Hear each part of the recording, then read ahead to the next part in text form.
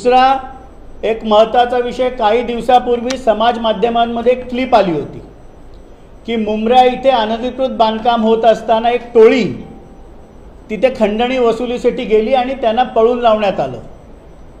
त्या थोर समाजसेवकांची काही नावं मी घेऊ इच्छित नाही, पण आपल्याला सगळ्यांना ती नावं समाज माध्यमांमध्ये जी आली होती। खरं तर अनधिकृत बांधकामासाठी कलेक्शन कोण करणार, तिथे सहाय्यक आयुक्त म्हणून कोण जाणार, अशा प्रकारची बोली लागली आहे का?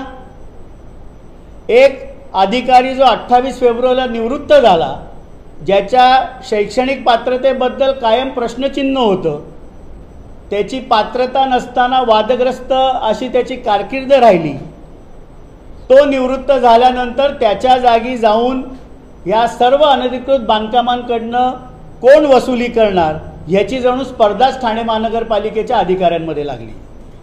आणि म्हणून अधिवेशन चालू आहे।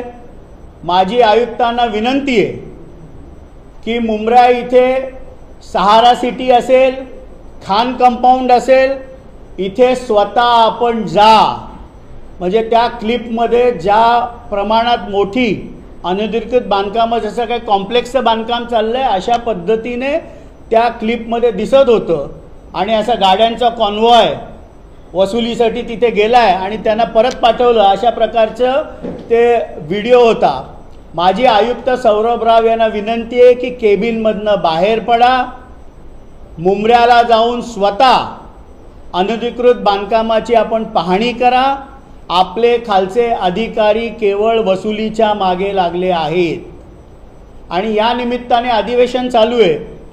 मी खास करून डॉक्टर जितेंद्र आव्हाड यांनी मागच्या अधिवेशनामध्ये तिकडे त्या अधिकाऱ्याच्या वतीने त्यांनीच स्वतः, म्हणजे हे विधिमंडळाच्या पटलावर आहे की जसबीर उर्फ बिलाल शेख हा त्या अधिकाऱ्याच्या वतीने वसुली करतो, अशा प्रकारचं भाष्य स्वतः त्यांनी केलं होतं।